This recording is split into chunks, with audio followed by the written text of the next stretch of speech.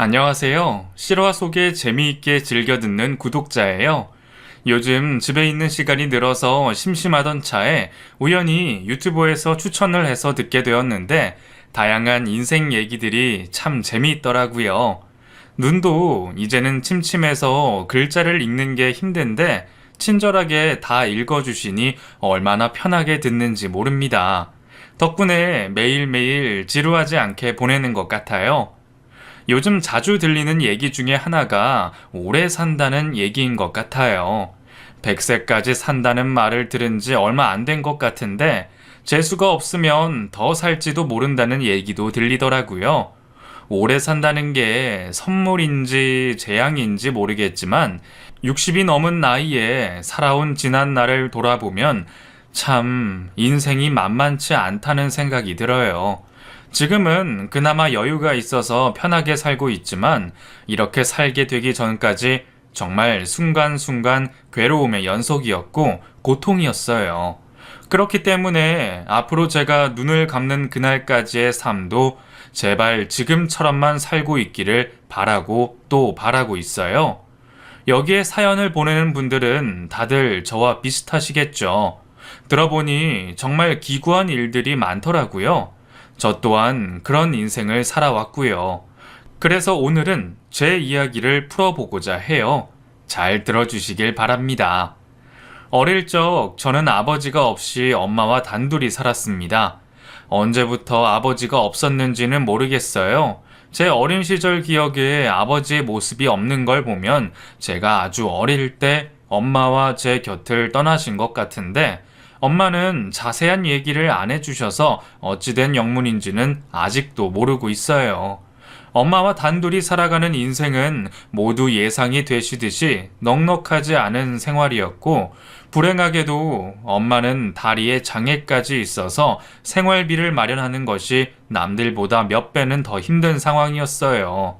어디 고정적으로 일을 하실 수 없는 상황이라 늘 품앗이나 일용직으로 일을 하셨고 두 식구 겨우 입에 풀칠할 정도밖에 되지 않아 동네 이웃분들의 도움도 참 많이 받으며 살았습니다. 특히 바로 옆집에 살고 계셨던 아주머니가 참 많이 도와주셨어요. 밭에서 캔 감자나 고구마, 옥수수 같은 먹거리를 때마다 챙겨주시고 혹시나 저와 엄마가 아플 때는 죽도 끓여서 가져다 주시고는 했죠. 연정아, 엄마는 좀 어떠니? 아직 열이 많이 나세요. 아직 저녁도 못 먹었지? 이거 감자죽인데 엄마도 먹이고 너도 먹고 그래. 고맙습니다. 아이고, 불쌍한 것. 엄마는 몸이 약하셨는데 가을에서 겨울로 넘어가는 계절마다 꼭 아프셨어요. 온몸에 열이 펄펄 끓으면 그 곁에서 어찌할 줄을 모르고 이마에 젖은 수건만 갈아주며 엄마 곁을 지켰죠. 그러고 있으면 옆집 아주머니가 죽을 끓여서 가져다 주셨어요. 그러면 그 죽을 엄마 몫으로 따로 덜고 남은 걸 정신없이 먹었습니다. 한창 크는 아이가 죽 한 그릇으로 성이 차겠냐마는 허기를 지을 수 있는 것만으로도 너무나 감사한 일이었죠. 정말 그 옆집 아주머니가 안 계셨다면 저의 어린 시절은 아마 더 고달팠을 거예요. 어쩌면 죽는 게 더 편할지도 모르는 그런 삶을 살았을지도 모릅니다. 못 먹고 사는 집안에 교육이라고 제대로 받을 수 있었겠어요? 정말 중학교까지도 겨우겨우 진학을 했고 고등학교는 일하면서 공부를 할 수 있는 산업체 고등학교로 진학을 하게 됐어요. 방직 공장에 취업을 해서 3교대로 일을 하고 야간 학교로 등교를 해서 공부를 했죠. 거기에는 기숙사도 있어서 엄마 곁을 떠나 생활을 했는데 살던 집보다 기숙사 환경이 더 좋아서 은근히 좋아했던 기억이 나요. 다른 친구들은 집 떠나와 향수병도 걸리고 그랬거든요. 그런데 저는 그런 향수병 같은 게 없었어요.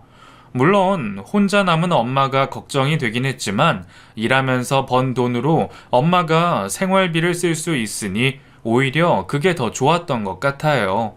엄마한테는 제가 곁에 있는 것보다 그 돈이 더 유용했을 테니까요. 기숙사 생활을 하면서 한 달에 한 번은 외박을 할 수 있었는데 그때는 집에 가서 엄마랑 계속 있었어요. 몇 주 만에 엄마를 볼 때마다 엄마는 저를 붙잡고 늘 눈물을 보이셨죠. 고된 공장일 때문에 살이 빠졌다고 제 얼굴을 쓰다듬으며 미안하다는 말도 여러 번 하셨고요. 나는 괜찮다고 몇 번을 얘기를 해도 엄마는 쉬이 눈물을 그치지 못하셨죠. 얼마나 저에게 미안하셨을지 다 알지만 매번 미안하다고만 하는 엄마의 모습이 보기 싫을 때도 있었습니다. 어린 마음에 철딱선이 없는 그런 어리석은 시절이 있었어요. 시간이 흘러 고등학교를 무사히 졸업하고 저는 그 방직 공장을 그만두게 됩니다. 3년 동안 일도 숙련됐고 월급도 계속 오르고 있었는데 그만두게 된 건 엄마의 병세가 악화되었기 때문이었어요. 다리에 염증이 생겨서 결국 일상생활이 힘들게 되셨고 제가 엄마 곁에 있어야 하는 상황이 된 거였죠. 그래서 20살에 다시 엄마와 살게 되었고 생활비를 벌기 위해 동네 레스토랑에서 일을 하게 되었어요. 그 레스토랑은 제법 손님이 많은 곳이었는데 동네 유지가 운영하는 곳이었어요. 한 동네 살고 있어서 길 가다가 마주친 적은 있지만 한 번도 대화를 나눠본 적은 없는 저와는 수준이 너무 다른 그런 집안이었죠. 안녕? 너 이름이 주현정 맞지? 아, 네, 안녕하세요. 너 나 알지? 나는 너 아는데. 우리 가게에서 일하나 보네. 우리 종종 보자. 레스토랑 주인 집에는 아들이 하나 있었는데 저랑 5살 차이가 났어요. 같은 동네에 사니까 오며 가며 마주친 적이 있었는데 그 사람도 저를 본 것 같았죠. 가끔 마주치면 저를 빤히 본다는 걸 알고 있었지만 저와 어울릴 사람이 아니니 모른 척하고 지나쳤었는데 어떻게 제 이름까지 알고 있었어요? 그리고 그날 만남 이후로 그는 레스토랑에 자주 찾아왔고 올 때마다 항상 저에게 말을 붙이고는 했습니다. 저도 감이 있는데 저한테만 그러는 게 심심해서 그러는 건 아니라는 걸 눈치채고 있었어요. 하지만 단순히 호기심이라고 생각했을 뿐 그가 저에게 감정이 있을 거라고는 생각지도 않았거든요. 그런데 그는 퇴근하는 저를 붙들고 데이트하자는 얘기를 하더군요. 너 남자친구 없는 거 다 알고 있어. 나 너한테 관심 있는데 데이트 한번 하자. 저는 오빠랑 데이트하고 싶은 생각 없어요. 그리고 저 놀리지 마세요. 재미없어요. 한번 만나보자는 그의 제안을 저는 거절했고 그럼에도 그는 굴하지 않고 계속 저에게 만나자는 말을 꺼냈어요. 그리고 제가 좋다고 다가오는 그 사람을 더 이상 거절하지 못하고 한두 번 만남이 이어졌고 결국 그와 연인으로까지 발전하게 되었습니다.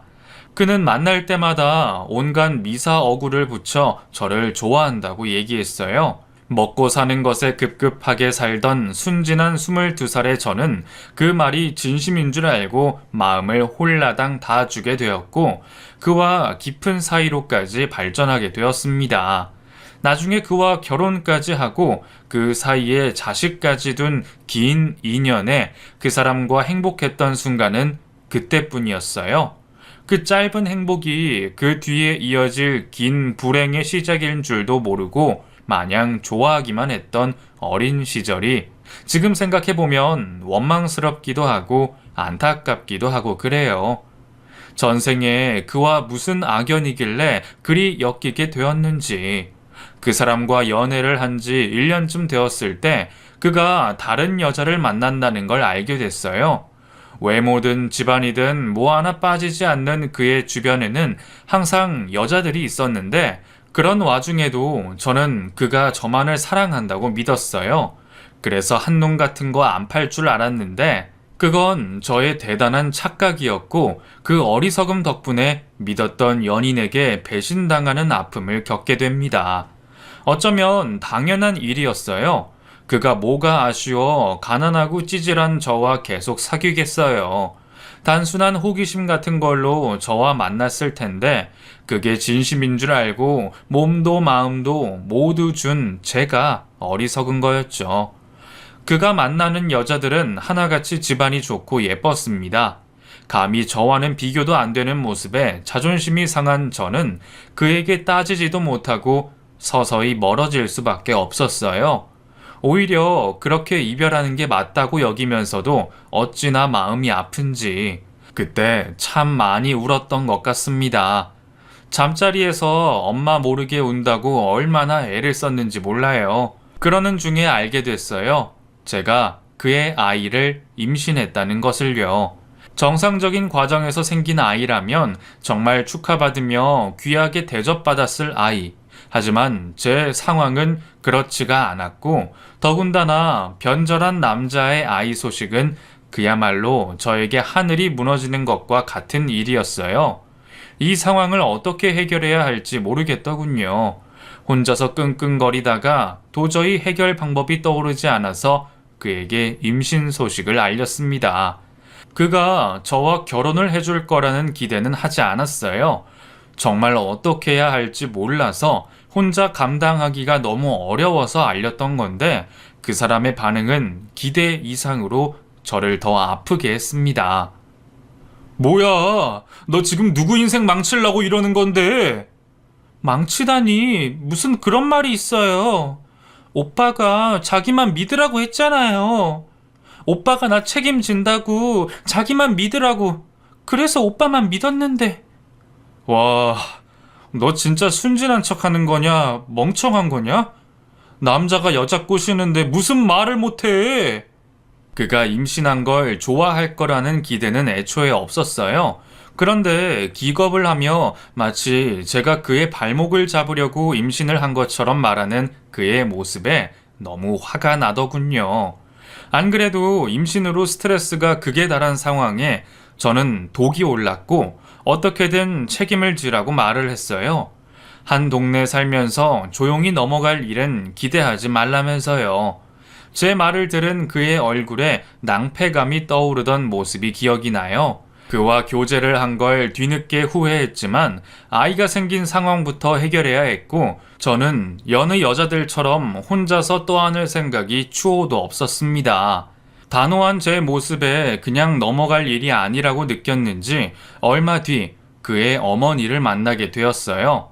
상황을 해결하기 위해 그의 어머니를 만났지만 그 어미의 그 자식이라고 대뜸 저에게 돈 봉투를 건네며 아이를 지우라고 말하는 사람이었어요. 솔직히 저도 어떤 말을 기대했던 건지 모르겠어요. 하지만 아이를 지우라는 말은 절대로 제가 원한 대답이 아니었죠. 그 봉투 앞에서 저는 눈물이 터져버렸고 말도 못하고 흐느끼고 있는데 그의 아버지가 그 자리에 나타나셨어요. 아니 여보, 여긴 어쩐 일로? 당신 뭐하고 있어? 이 아가씨는 누구야? 왜 울고 있어?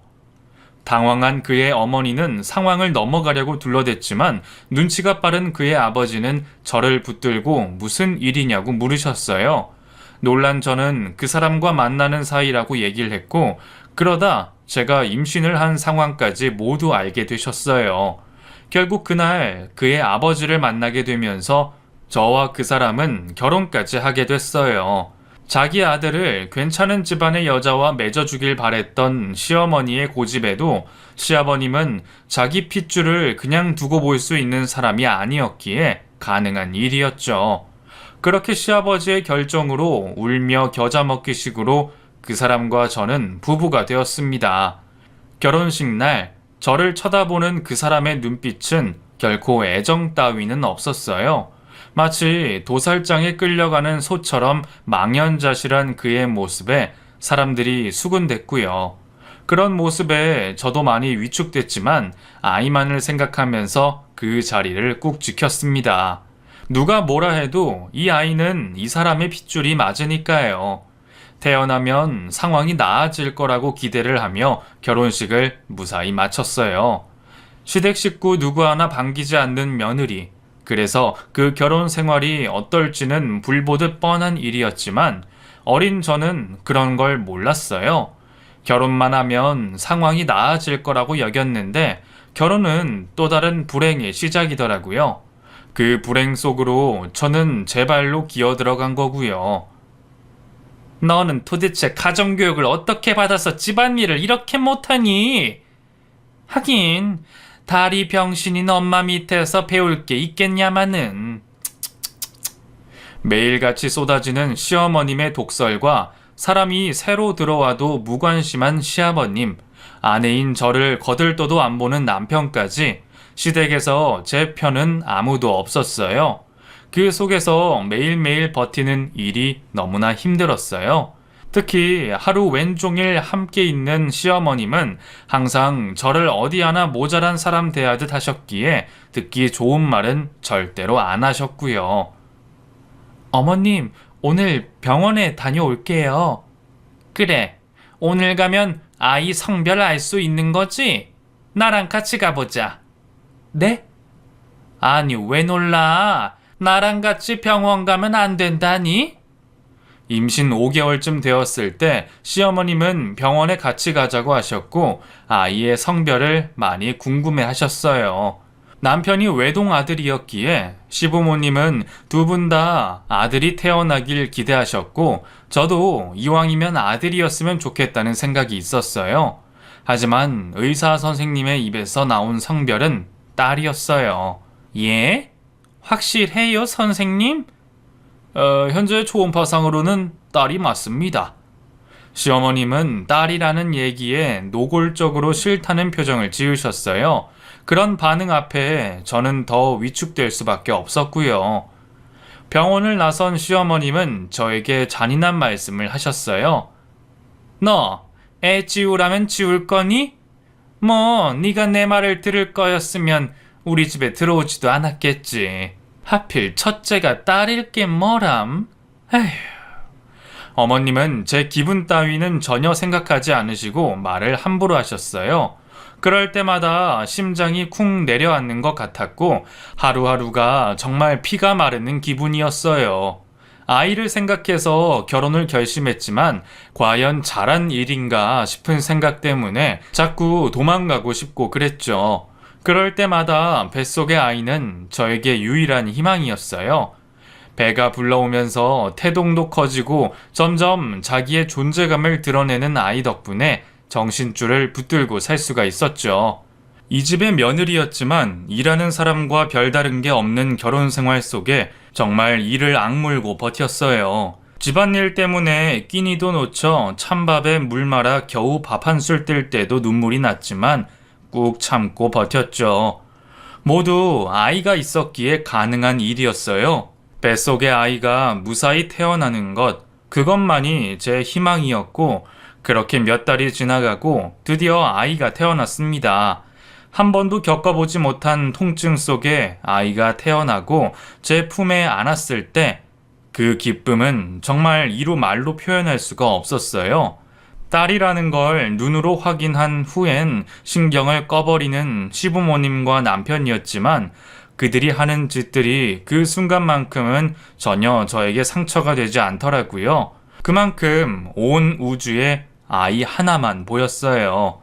하지만 그 기쁨도 잠시 몸을 채 추스리기도 전에 고된 시집살이는 다시 시작되었고 갓난쟁이 아기까지 돌봐야 하는 저는 체력이 급속도로 떨어지기 시작했어요. 출산을 한 지 얼마 되지 않았지만 딸을 낳은 며느리의 몸조리는 시어머님의 관심 바뀌셨어요. 요즘 왜 이렇게 비실비실거리는 거니? 애는 뭐 너 혼자 낳는데니? 하는 짓 하고는 어찌 그리 마음에 드는 게 없어. 나름대로 한다고 하는데도 시어머님의 눈에는 여전히 제가 성에 차지 않았고 여전히 미움을 받는 처지였습니다. 그러다 보니 갈수록 저의 몰골은 그냥 보기에도 안쓰러워졌고 혹시나 남들이 욕을 할까봐 밖으로도 못 나가게 하셨어요. 나가서 남들한테 집안 욕 보인다는 이유로요. 지금도 그때를 생각하면 그때 느낀 서러움이 생각나서 눈물이 납니다. 그 정도로 그때는 많이 힘들었어요. 아니, 그때뿐이 아니라 서러운 일들은 이후에도 계속됐었어요. 첫째를 낳은 후 저는 4번의 임신을 더했어요. 저를 바라보는 남편의 시선은 세상 차가웠지만 집안의 대를 이어야 한다는 책임감은 있는 남자였거든요. 다행히 임신은 잘 되었지만 아이가 뱃속에 살아남지를 못했어요.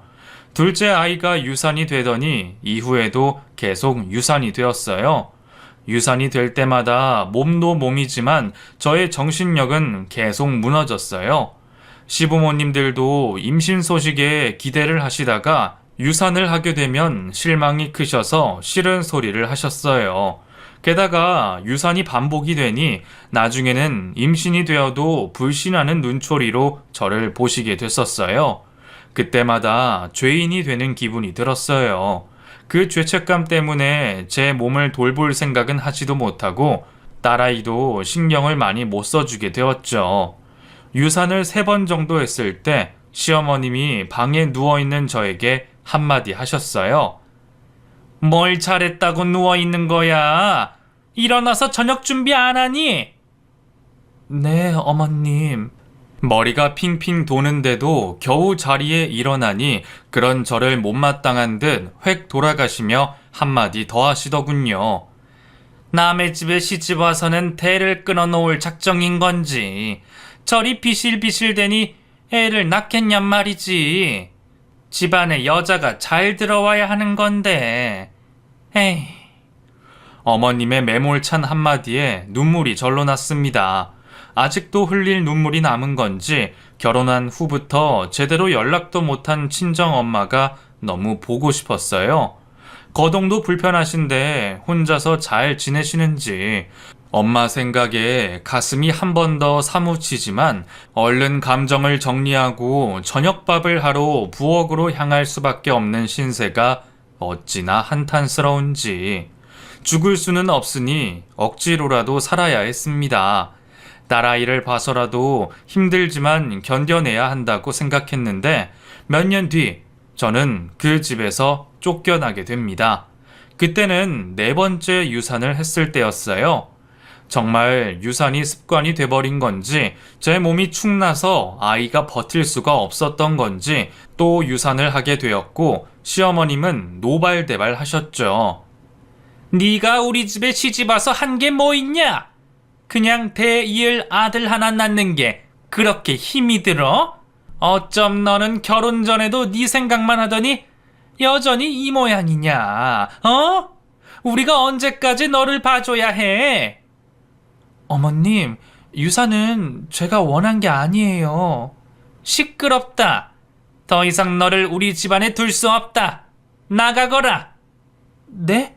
어머님, 그게 무슨 말씀이세요?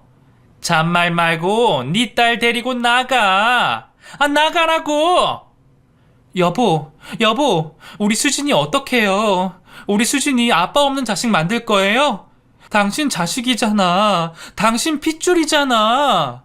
저를 쫓아내려는 시어머님의 말을 듣고는 남편에게 매달렸습니다. 딸이 태어날 때부터 시어머님은 아이에게 애정을 주지 않으셨어요. 자기 아들의 핏줄임에도 불구하고 저를 더 닮았다는 이유로 한 번을 제대로 안아주시지도 않으셨죠. 정말 매정하다고 느꼈었는데 그게 결국 저와 아이를 쫓아내실 줄은 정말 꿈에도 몰랐습니다.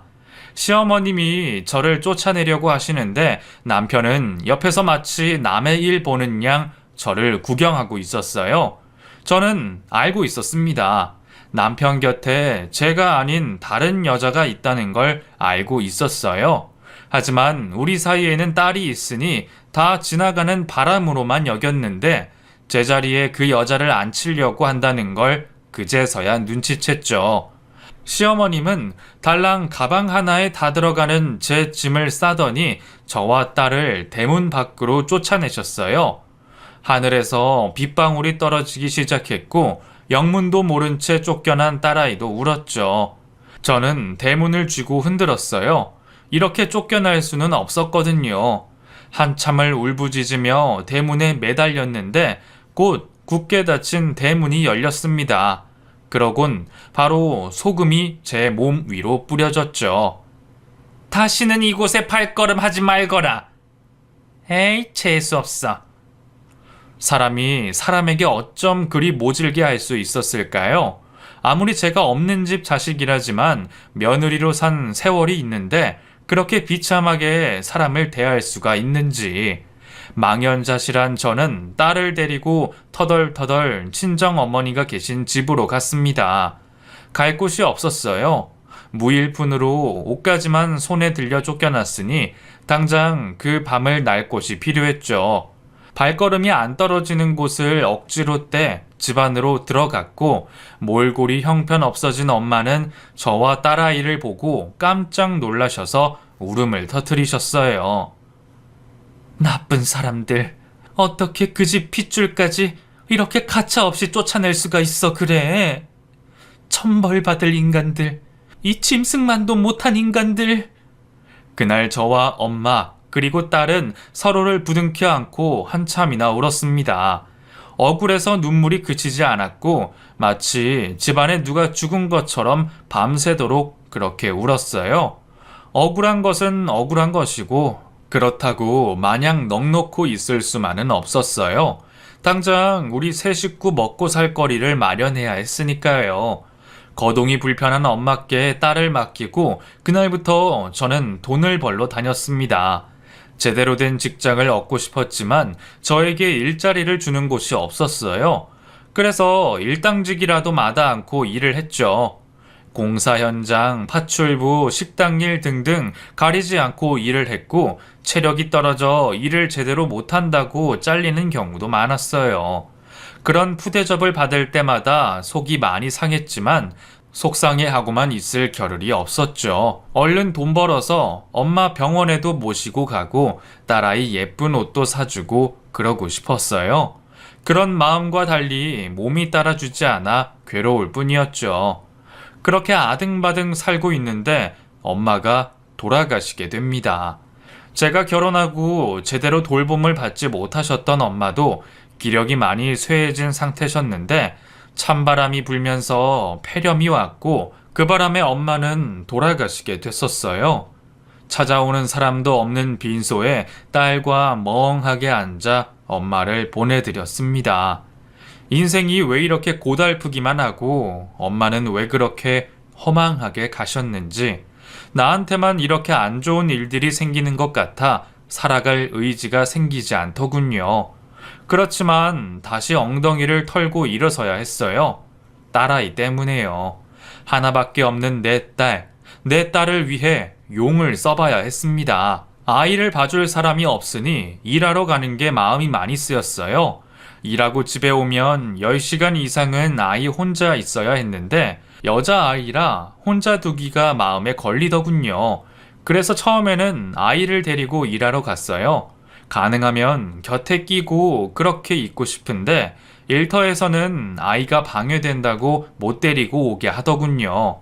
일에 지장 안 주게 하겠다고 사정사정했지만 그들은 제 사정을 봐주지 않았어요. 그도 그럴 것이 일도 잘 못하는데 혹까지 끼고 있으니 당연히 안 좋아했겠죠. 일을 제대로 할 수 없으니 벌이가 시원찮아졌고 저희는 다시 궁핍해졌습니다. 하루 세 끼 먹어야 할 식사를 한 끼, 두 끼로 때우고 있으니 아이 피부에 버짐이 생기더군요. 한창 자랄 시기에 고기 반찬 먹여도 시원찮을 아이에게 삼시세끼도 못 챙겨주고 있으니 엄마가 될 자격도 없는 사람이었어요. 때문에 너무 괴로웠어요. 내 배가 곪는 건 참을 수 있었지만 아이까지 그러고 있으니 미치겠더라고요. 그 순간에 남편과 시어머니가 얼마나 원망이 되던지 연락을 해볼까 하는 생각도 해봤어요. 공중전화에 전화번호를 몇 번이나 누르고는 다시 끊어버리고 그랬어요. 마지막 번호만 누르면 되는데 그 번호를 끝까지 누르지 못하고 몇 번이나 좌절을 했던지 그때를 생각하니 다시 눈물이 나려고 해요. 딸과 살려면 방법을 찾아야 했어요. 그래서 용역 사무실을 보이는 곳마다 들어가서 일거리를 찾아봤어요. 아이를 데리고 할 수 있는 일은 잘 없었지만 결국 한 군데를 찾아냈고 그 일은 바로 입주 가정부 일자리였습니다. 그 일은 절망만 남은 저에게 마치 하늘에서 내려온 동아줄 같은 기회였고 일이 정해진 시간 없이 힘들다는 얘기를 들었지만 마다하지 않고 하겠다고 했습니다.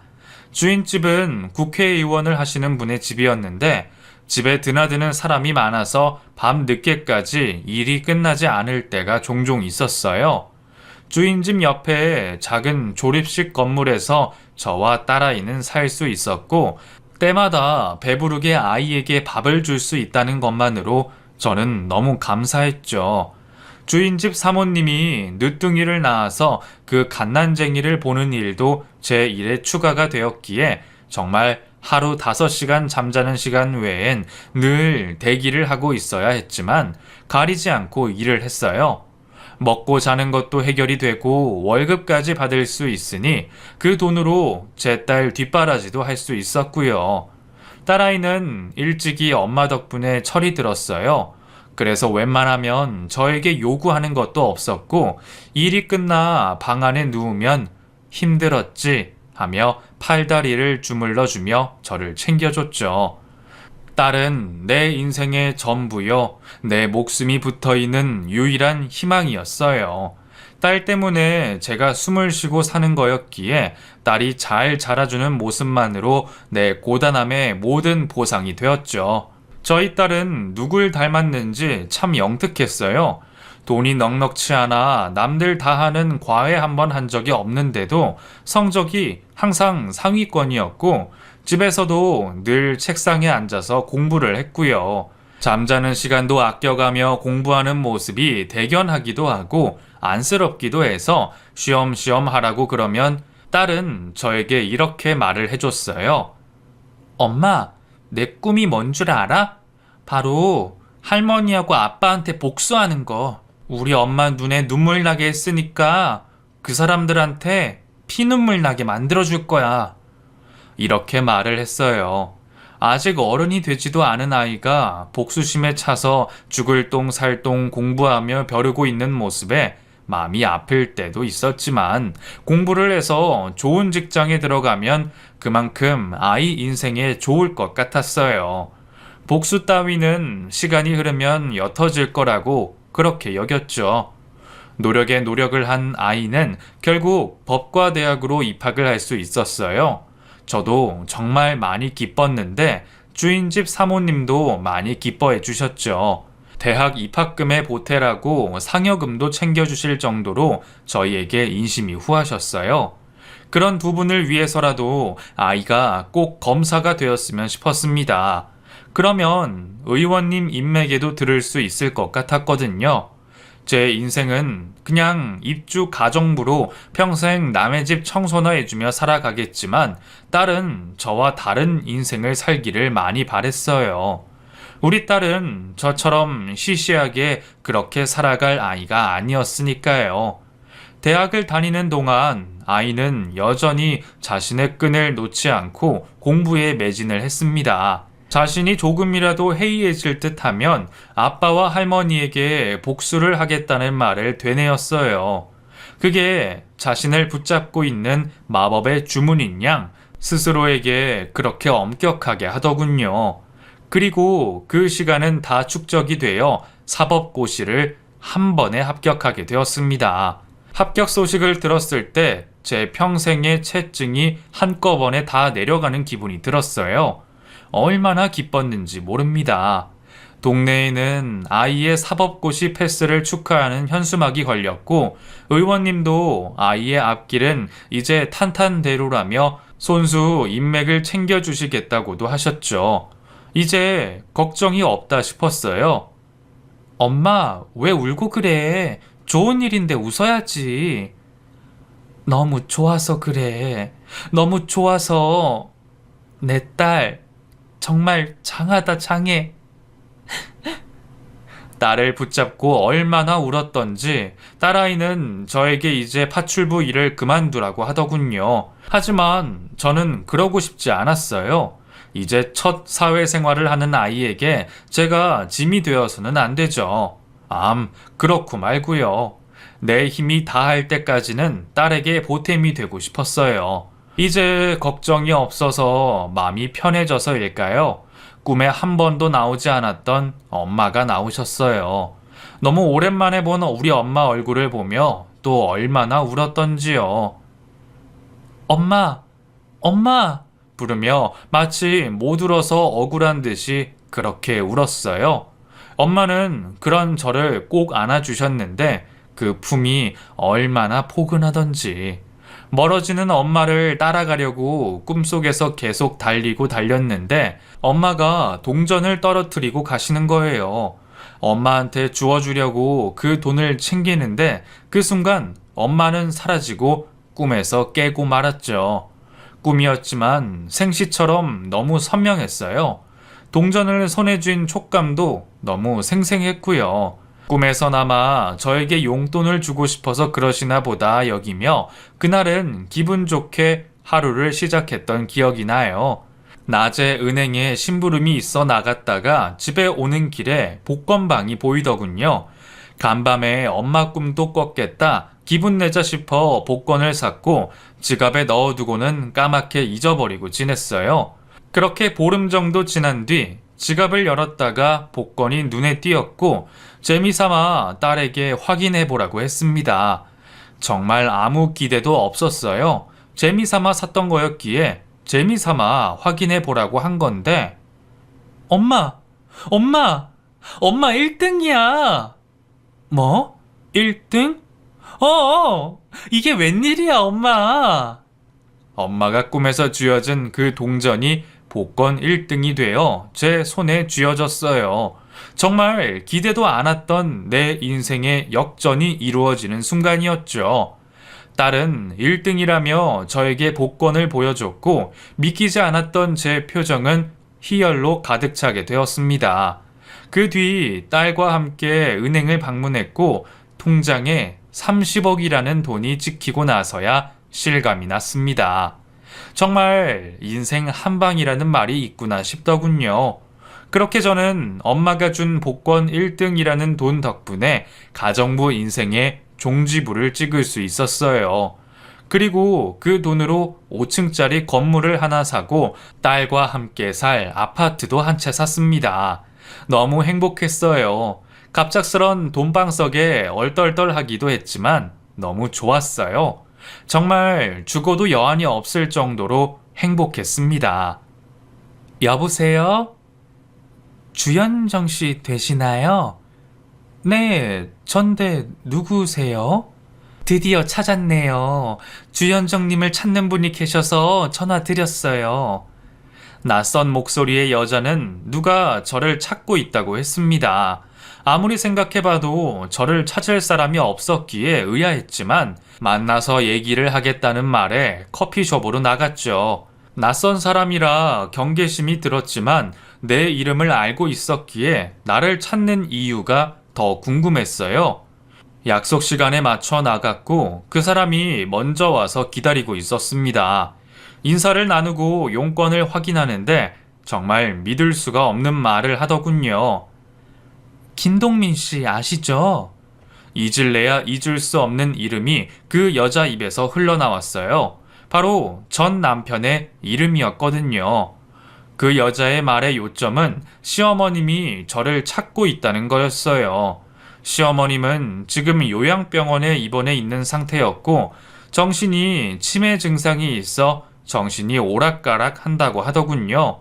그리고 지병이 있어서 얼마 못 사실 거라는 말도 덧붙였어요. 저는 그 사람들이랑 다시는 엮이고 싶지 않은 사람이에요. 왜 이제 와서 나를 찾는다는 거예요? 김동민 씨는 음주운전 사고로 15년 전에 돌아가셨어요. 지금은 그의 어머님만 남으셨고 그 요양병원에서 계시지만 언제 돌아가실지 모르시는 상황입니다. 꼭 주현정 씨께 하실 말씀이 있으시대요. 죽기 전에 저에게 할 말이 뭐가 있다고 사람을 찾는 건지 시어머님과 남편의 이름을 듣는 것만으로도 저는 온몸이 부들부들 떨렸어요. 내 죽을 때까지 다시는 볼 일 없다고 생각했는데 다시 만난다는 생각을 하니 체증이 다시 생기는 것 같더군요. 저는 얼굴 볼 일 없다며 연락하지 말라고 했어요. 이제 겨우 평화롭게 살고 있는데 다시 내 인생을 쥐고 흔들게 둘 수 없었어요. 다시는 연락하지 말라고 단호하게 말하고는 돌아섰습니다. 하지만 그 여자는 곧 돌아가실지도 모른다고 생각을 돌려보라고 하더군요. 그 말을 모른 채 하고 집으로 와버렸어요. 머리로는 상종 안 할 인간들이라고 알고 있지만 자꾸만 신경이 쓰였습니다. 이미 다 늙어 병원 신세를 지고 있는 사람이 이제와 나에게 무슨 해코지를 하겠나 싶기도 하고 곧 죽을지도 모른다고 하니 마음이 약해졌어요. 이런 상황을 알게 된 딸은 저에게 마음 약해지지 말라고 했지만 결국 계속 신경 쓰는 저를 보며 마지못해 만나보라고 하더군요. 그래서 딸과 함께 그 노인네를 만나러 갔습니다. 정말 큰맘 먹고 병원을 찾아갔어요. 시어머님이 있다는 병실에 조용히 들어가니 산소 마스크를 끼고 있는 한 할머니가 보이더군요. 그 곁에 조용히 가서 의자에 앉았어요. 잠들었는지 인기척에도 눈을 뜨지 않길래 가만히 자는 얼굴을 지켜봤습니다. 이제는 늙어서 예전 얼굴은 간데없고 온통 주름이 자글한 얼굴. 그렇게도 저에게 모질게 굴던 사람은 어디에도 없었어요. 지난 세월이 억울해 제 눈에는 가만히 눈물이 흘렀죠. 한참을 그렇게 있으니 어머님이 눈을 떴어요. 그러곤 저를 향해 눈에 초점을 맞추더군요. 에미야, 저 알아보시겠어요? 그럼 너는 여전하구나. 곱다. 한 번도 저에게 좋은 말을 해주신 적이 없던 시어머니가 저더러 곱다고 하시더군요. 그 소리에 헛웃음이 나왔어요. 내가 너한테 참 못되게 했지? 아시니 다행이네요. 제 입에서 좋은 말이 나올 리 만무했어요. 너를 그렇게 쫓아내고 우리 집에 안 좋은 일들이 많았다. 모두 내가 너한테 저지른 업보 때문이지. 저와 딸이 그 집에서 쫓겨나고 남편은 새로 여자를 들였다고 하더군요. 그 여자의 입김 때문인지 남편은 집안의 돈으로 사업을 계속했는데 손을 대는 것마다 쫄딱 망해서 결국엔 집안 재산을 모두 거덜냈다고 하더군요. 그 바람에 시아버님도 쓰러지시며 돌아가셨고 자기 때문에 집안이 망했다는 죄책감에 남편은 술과 마약에 손을 댔다고 했어요. 내 아들만 잘난 줄 알고 너만 없으면 괜찮을 줄 알았다. 그런데 내 착각이었지. 내가 아들을 그렇게 키웠어. 내가 내 아들을 망친 거야. 이제 와서 그런 말을 한들 달라질 게 뭐가 있겠어요. 남편과 시어머님 때문에 살아온 내 지난 세월이 고작 말 몇 마디로 보상받을 수는 없는 일이었어요. 미안하다, 에미야. 내가 너한테 죽을 죄를 졌어. 나를 용서해 다오. 나를 용서해줘. 어르신, 이제 말 그만하세요. 마스크 다시 쓰셔야 해요. 안 돼. 쟤한테 용서를 받아야 해. 그래야 내가 천국에 들어갈 수 있어. 죽기 싫어. 안 돼. 시어머님은 얘기를 하다가 기침을 심하게 하셨어요. 간병인이 급하게 시어머님을 챙기더군요. 마스크를 씌우려는 간병인의 손을 뿌리치며 난동을 부리더군요. 여전히 이기적인 시어머님의 모습을 보면서 변하지 않은 모습에 경멸감이 느껴졌습니다. 더 이상 대화를 나눌 수 있는 상황이 아니라 저는 조용히 병실을 나섰어요. 괜히 왔다는 생각이 들었어요. 그래도 미안하다는 사과를 하셨지만 그 말조차도 자기 마음 편하려고 하는 것 같아서 마음이 쉽게 풀리지 않았죠. 병원을 나서서 차에 타 오열을 했습니다. 지나간 일들이 사무쳐 눈물이 계속 흘렀어요. 하지만 그들을 용서할 마음은 생기지 않더군요. 이미 죽은 사람에게 사과를 받을 수도 없는 노릇이었고 병원에 누워 오늘 내일 하는 노모에게 그 값을 요구할 수도 없었어요. 그날 이후 시어머니가 저를 찾는 연락이 몇 번 더 왔지만 저는 가지 않았어요. 한번 찾아갔으면 내 할 일은 다 했다는 생각이에요. 그리고 다시 상처받기도 싫었어요. 그동안 그 사람들에게 받을 만큼 받았으니까요. 몇 달 뒤 시어머님이 돌아가셨다는 연락을 받았습니다. 씁쓸하더군요. 나와 딸을 고통스럽게 했던 사람들은 모두 죽음으로 끝이 났어요.